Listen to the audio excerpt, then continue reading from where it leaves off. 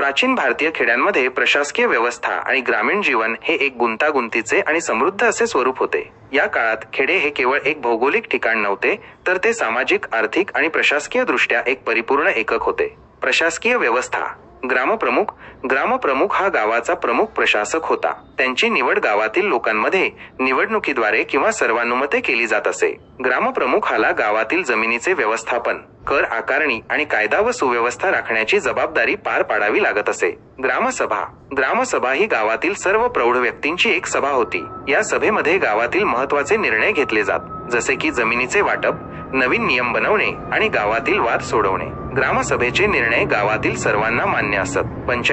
पंचायतीमध्ये गावातील काही प्रतिष्ठित व्यक्तींचा समावेश असे.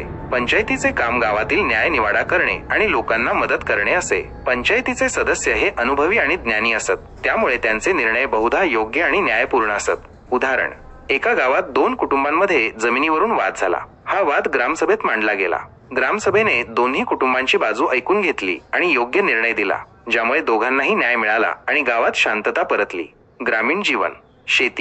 शेती हा ग्रामीण जीवनाचा मुख्य आधार होता.